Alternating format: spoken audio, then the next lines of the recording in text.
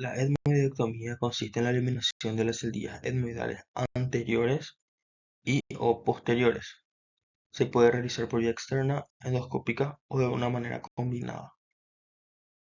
Para entender más el abordaje quirúrgico del etmoides, debemos comprender su anatomía y sus relaciones. Es un hueso que está situado en una porción central y anterior en la base del cráneo, por lo que se considera una pieza clave para las vías de acceso al resto de los senos paranasales. Es un hueso irregular, asimétrico, compuesto por cuatro estructuras, que son una lámina vertical, que se encuentra pintada en azul, que está atravesada por una lámina horizontal, pintada en verde, que la divide en dos, y unas masas laterales que se unen a los extremos de la lámina horizontal, que es la que se pinta en rojo. La lámina vertical está dividida en dos porciones. La apófisis cristagali, que está situada en una porción o una posición intercraneal, y la lámina perpendicular del etmoides, que forma parte del septo nasal, principalmente la parte superior posterior. Luego, la porción horizontal, que corresponde a la lámina cribosa, posee una lámina lateral que tiene una disposición vertical que se articula con el frontal y otra lámina horizontal en una situación más inferior. Esta configuración es muy importante porque deja en una situación más o menos inferior el techo de la fosa nasal. Por estas variaciones en la altura de los surcos surge la clasificación de Keops. Las masas laterales del etmoides contienen a los senos etmoidales anteriores y posteriores. Están comprendidas entre la cavidad orbitaria por fuera, las fosas nasales por dentro, el hueso frontal por arriba y por detrás está el esfenoides. Anteriormente se relaciona con el hueso frontal, la apófisis frontal del maxilar y el unguis. Y abajo con el cornete inferior y la pared medial del maxilar. Las masas laterales presentan 5 láminas óseas verticales que se disponen a modo de tabique de delante hacia atrás, que debemos ir extirpando en la cirugía en función de la extensión y que se denominan raíces tabicantes o láminas basales. En orden serían: primero la apófisis unciforme, en segundo lugar la bulla etmoidal, tercero la porción vertical del cornete medio, cuarto el cornete superior y quinto el cornete supremo si es que existe. La apófisis unciforme, la primera lámina basal, está desarrollada de forma incompleta. Es una proyección delgada en forma de hoz, con una porción vertical anterior y una horizontal posterior e inferior. Tiene un borde posterior libre que se encuentra anterior a la bulla etmoidal. La apófisis se une al borde posterior del hueso lagrimal por delante y al borde superior del cornete inferior por debajo, y tiene un borde libre cubierto posteriormente por mucosa. Superiormente se puede insertar a la lámina papirácea, que es la ubicación más común, al cornete medio o directamente en base de cráneo. La bulla etmoidal es la segunda lámina etmoidal. Es muy constante y consiste en una prominencia neumatizada con formas variables. Es la celdilla etmoidal anterior más grande. Podemos describir un espacio entre estas dos estructuras, entre la posición fusiforme y la bulla etmoidal, cuyo conocimiento nos va a permitir abordar quirúrgicamente el etmoides anterior. Este espacio se denomina infundíbulo etmoidal. Su pared lateral está formada por la lámina papirácea y el unguis. Constituye la confluencia del drenaje del seno frontal, el seno maxilar y los senos etmoidales anteriores.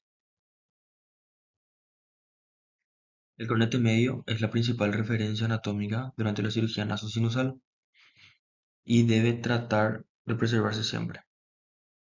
El extremo más anterior del cornete medio se inserta en la cresta etmoidal de la apófisis frontal del hueso maxilar. Esta porción delimita medialmente la celda de Abernathy y las celdillas frontoetmoidales.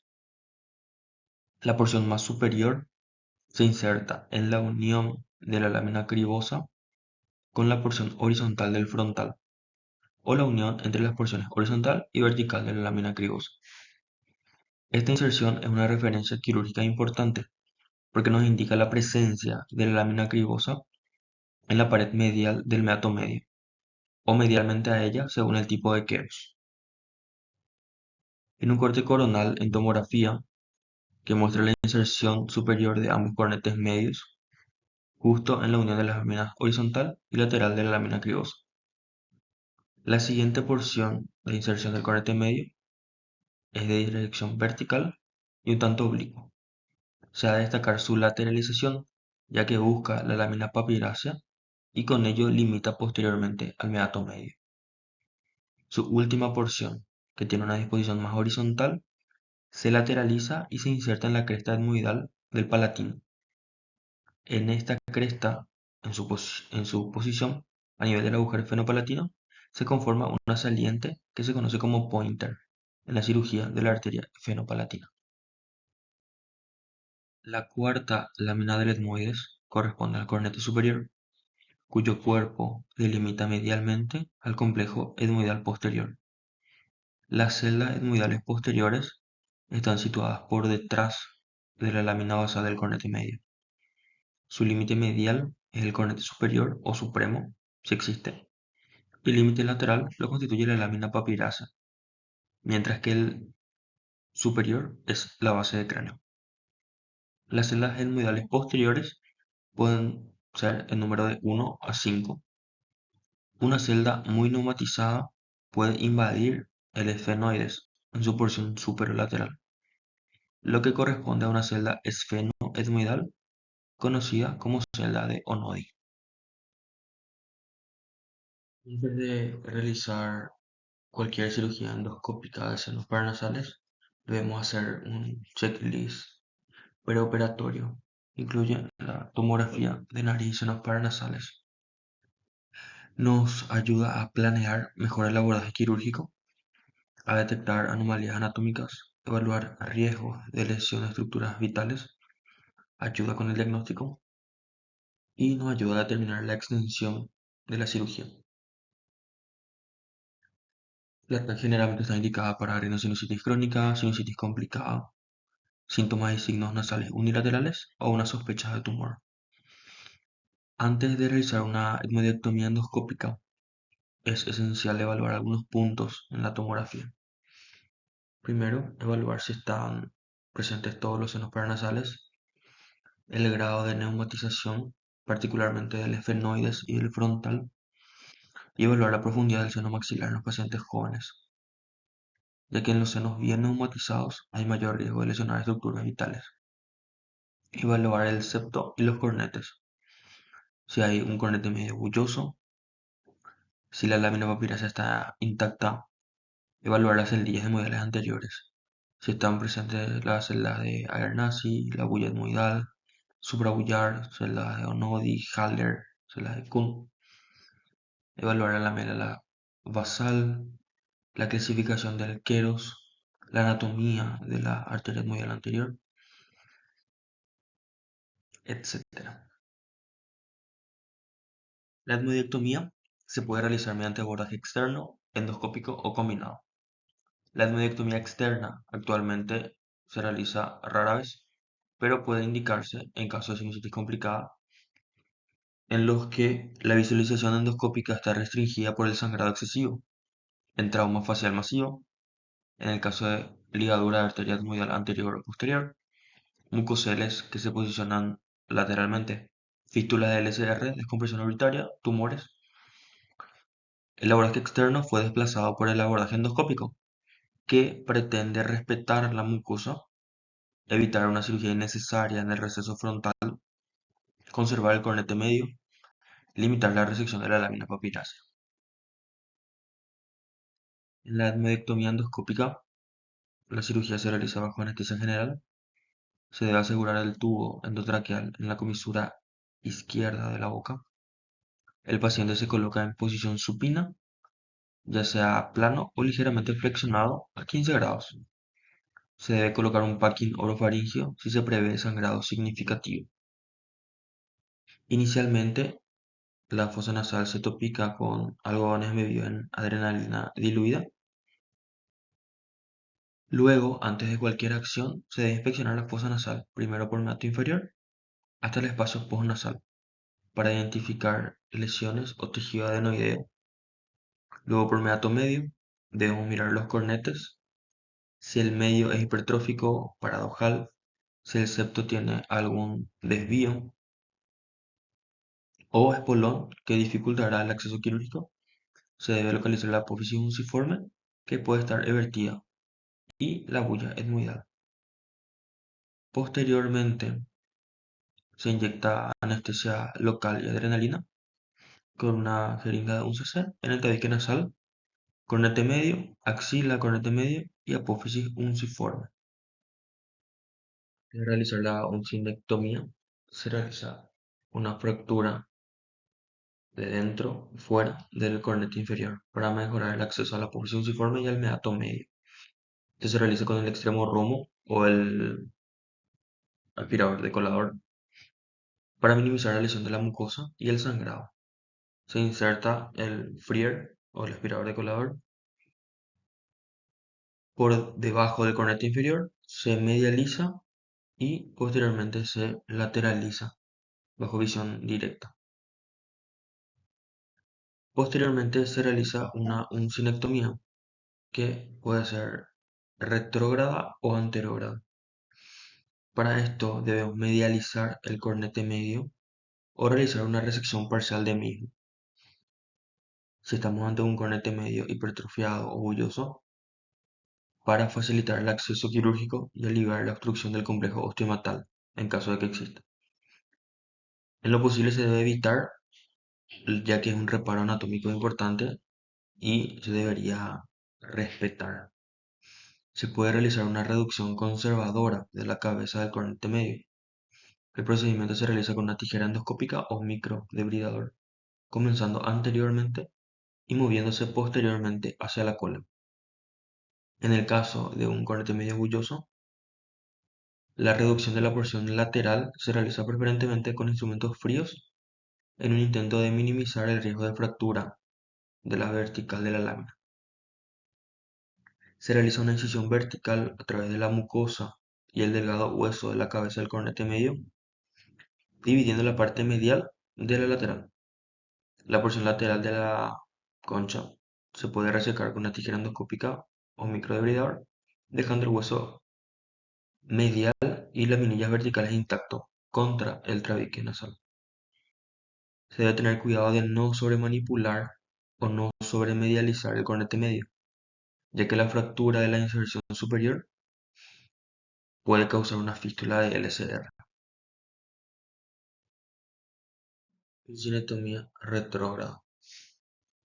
En la uncinectomía, primeramente debemos identificar la apófisis fusiforme, que siempre se ubica posterior al extremo anterior del cornete medio, y no debemos confundirla con la línea maxilar. Como se ve en la primera imagen de arriba a la izquierda, se inserta el palpador de botón a través del hiato semilunar y su borde libre, anterior a la bulla etmoidal. Siempre insertar el palpador donde dos líneas se cruzan entre sí: la línea del borde inferior de la bulla etmoidal y la línea del borde inferior de la apófisis fusiforme. Se eleva suavemente la apófisis fusiforme anteriormente, creando así un despacio detrás. El palpador está ahora en el infundíbulo.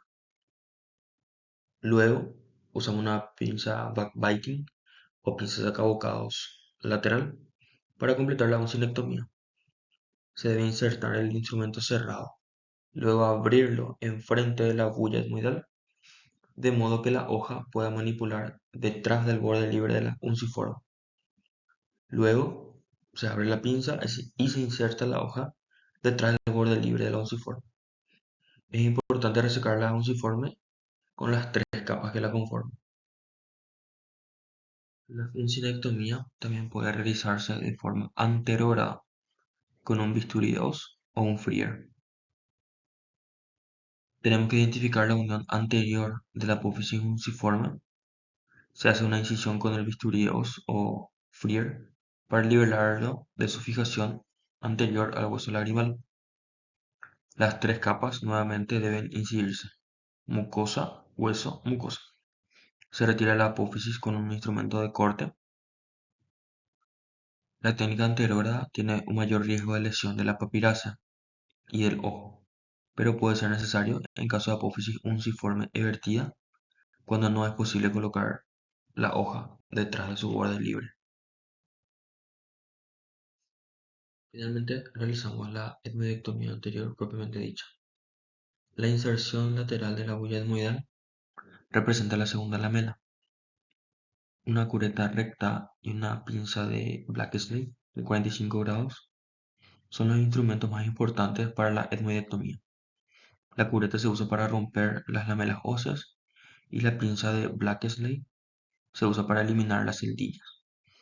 Primero se abre la bulla etmoidal colocando una cureta recta detrás de la bulla etmoidal en el receso retrobullar o en la bulla desde abajo, y se abre la bulla moviendo el instrumento hacia el cirujano. Otras celdillas etmoidales se abren de la misma manera. Una vez las paredes de las celdillas estén fracturadas, se retiran con la pinza Blacksley o Takahashi de 45 grados. El tejido suelto puede extirparse agarrando y girando medialmente. Nunca se debe tirar de ningún tejido. La lamela basal del cornete medio ahora se puede ver. Una vez identificada la lamela basal, que es la inserción lateral del cornete medio en la lámina papirácea, se introduce una cureta recta a través de la abertura para ampliarla, primero superiormente y después lateralmente hacia la papirácea. Se elimina la pared medial de la lamela basal con un punch por acción fenoidal o una pinza Kerrison. Se debe tener cuidado de no tirar de esta zona, ya que el cornete medio puede ser abulsado o fracturado durante esta parte del procedimiento. Se abre la lamela basal hasta que se visualiza todo el borde libre del cornete superior. Para la etmoidectomía posterior, se procede de forma escalonada, de anterior a posterior, trabajando hasta la cara esfenoidal y la base del cráneo. Para identificar estas estructuras, a menudo es bueno ubicar primero el ostium esfenoidal. Esto se hace después de romper medialmente la lamela basal del cornete medio. El borde inferior del ostium esfenoidal se ve a un nivel aproximadamente horizontal al borde superior del ostium maxilar, que se encuentra medial al cornete superior. Una vez que se ha identificado el ostium, usted sabe dónde está la cara esfenoidal. Esto representa el límite posterior de la etmoidectomía. Una vez que el ostium esfenoidal se ha identificado, el límite posterior y superior de la disección puede ser fácilmente determinado. Se puede romper la lamela del cornete superior, preservando el cornete, usando un aspirador pequeño recto y una pinza Kerrison de 1 milímetro y de 45 grados, para que el ostium esfenoidal se pueda visualizar directamente desde el meato medio a través de la etmoidectomía. Se puede usar una cureta recta para retirar las celdillas mediales posteriores, trabajando de posterior a anterior y lejos de la base del cráneo. La fobia etmoidal o la base del cráneo se puede ver ahora claramente. En cuanto a los cuidados postoperatorios, si se requirió taponamiento nasal para controlar el sangrado, se puede retirar dicho tapón al día siguiente. Se hace una analgesia habitual, se controla al paciente para descartar epistaxis, cefaleas, diplopía, alteración de la agudeza visual. En cuanto a los cuidados ambulatorios, los antibióticos no se prescriben de forma habitual. El paciente debe recibir la indicación de no sonar la nariz durante al menos 48 horas y solo suavemente a partir de las 48 horas. A partir del día 1 se puede iniciar con decongestivos tópicos que se deben usar máximo por 5 días. Y también a partir del día 1 se pueden iniciar los lavados nasales o spray nasal. A partir del día 4 se puede iniciar la limpieza mediante aspiración de la nariz y evaluar posible hematoma o absceso de tabique. A la primera semana, los pacientes con el diagnóstico inicial de poliposis nasal pueden iniciar con los lavados nasales con corticoides. Y la limpieza de costras o la eliminación de estas generalmente dura hasta las 6 semanas postoperado. Algunas complicaciones que se pueden tener en la cirugía durante o posterior a la cirugía incluyen primero el sangrado intraoperatorio excesivo. Para controlar esto se puede taponar con una gasa empapada en adrenalina u oximetazolina. Se puede trabajar en el lado opuesto de la nariz y volver a completar la cirugía una vez que se haya logrado la hemostasia. En caso de sangrado excesivo no coercible, puede ser necesaria la ligadura de la arteria esfenopalatina. Y también una recomendación es que la cirugía por etapas suele ser mejor para reducir el riesgo de complicaciones graves. Por lo tanto, se puede detener la cirugía si hay un sangrado incontrolable o poca visibilidad. Durante la cirugía puede haber una lesión de la arteria etmoidal anterior. Para esto, la evaluación preoperatoria para detectar la ubicación de las arterias etmoidales es esencial. La lesión de las arterias etmoidales anterior o posterior hace que se retraigan hacia la órbita y pueden causar un hematoma orbitario. Los signos incluyen proptosis y hematoma que pueden causar ceguera. Es esencial que los ojos permanezcan visibles durante la cirugía a través de un apósito adhesivo transparente. El sangrado se debe controlar o en lo posible con cauterización bipolar. Nunca se debe usar cauterización monopolar para las arterias etmoidales, ya que se puede perforar la base del cráneo y causar una fístula de LCR. El hematoma orbitario y la proptosis, ya sea intraoperatoria o postoperatoria, requieren una cantotomía lateral urgente. Como la cantotomía lateral es solo una solución temporal, debe ir seguida de una decompresión orbitaria medial completa.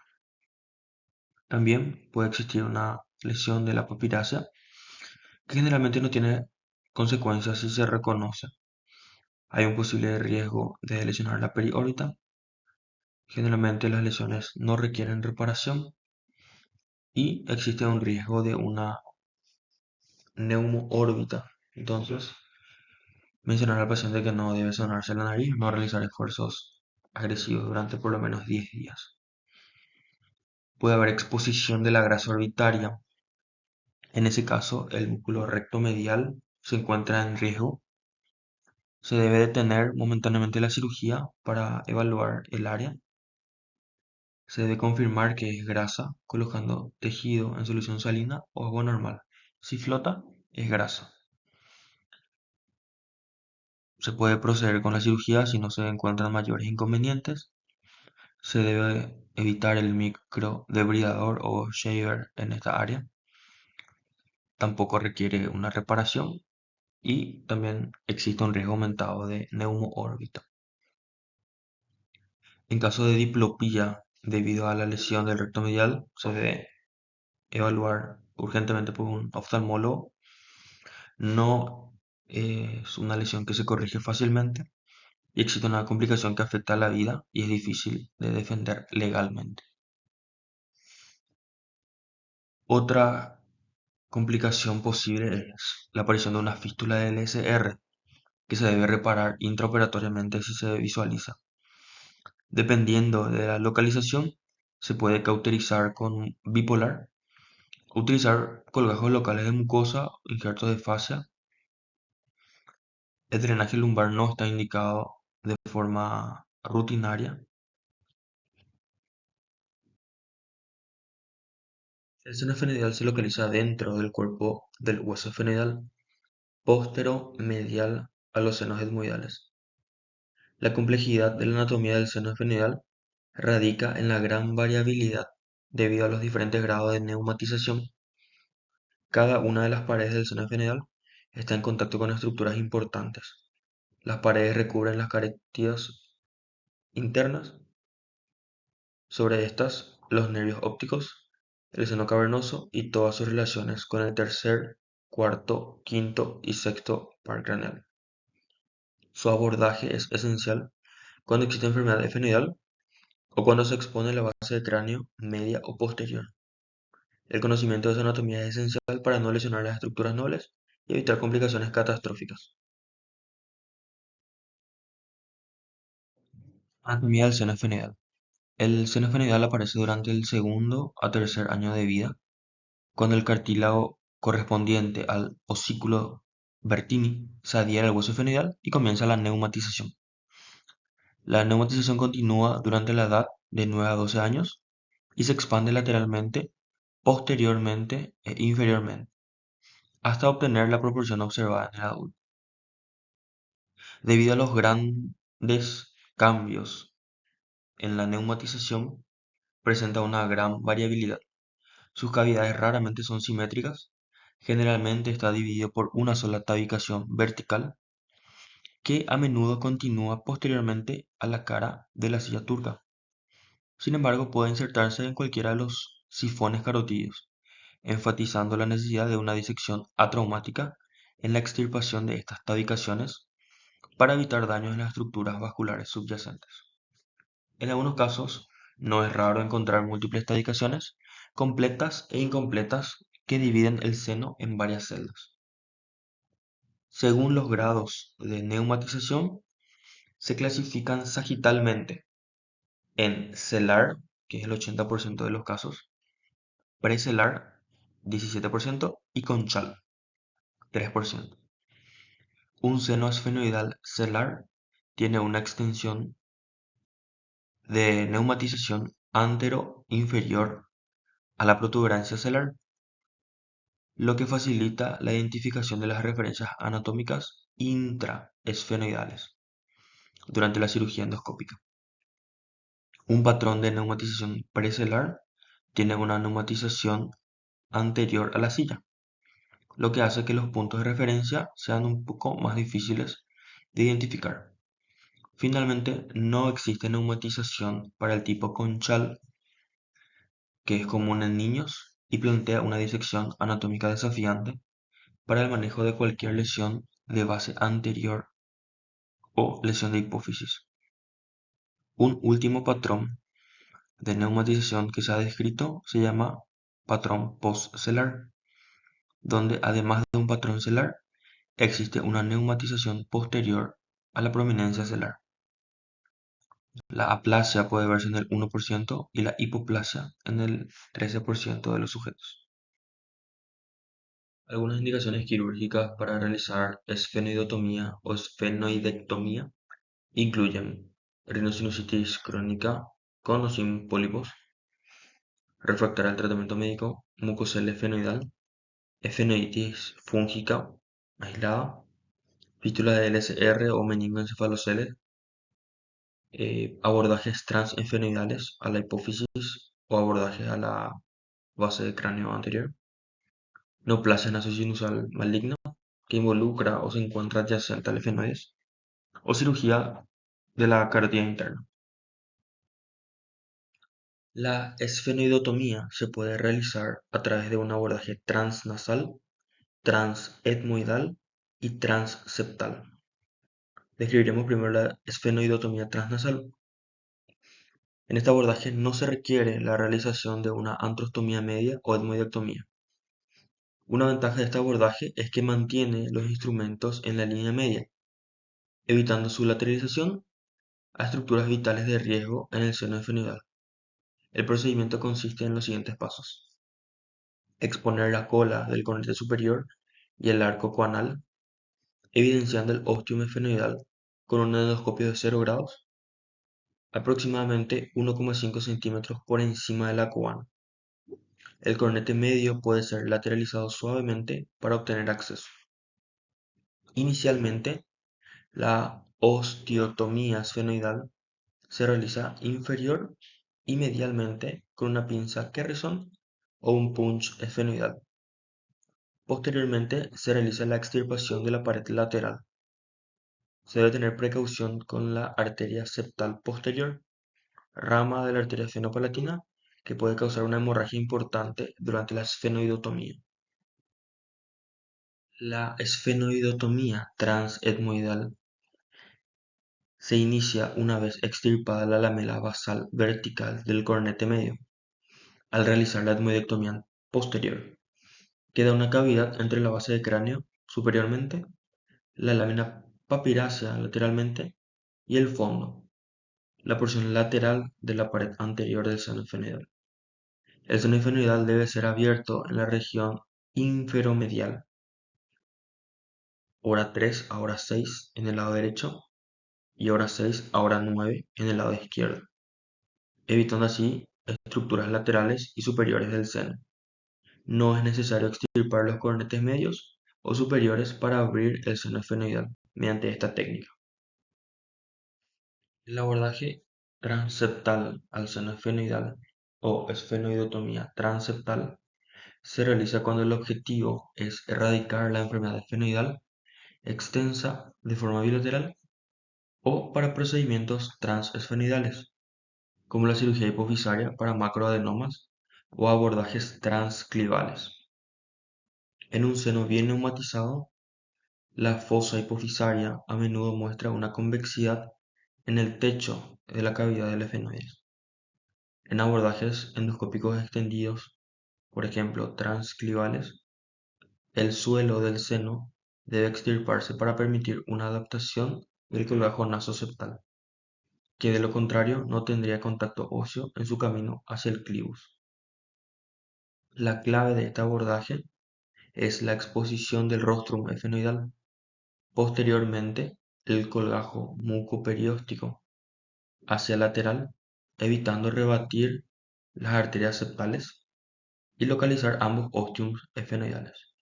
La extirpación del rostrum se debe realizar con pinzas de corte óseo, como la Kerrison, o instrumentales motorizados. Una esfenoidectomía transnasal se puede realizar previamente. Posteriormente se procede a la ampliación lateral del ostium. Seguidamente, los septos intersinus que tienden a insertarse en la carótida, se recomienda eliminarlos de forma atraumática con pinzas tipo Kerrison o fresas. Romperlos puede conducir a una lesión de la arteria carótida interna.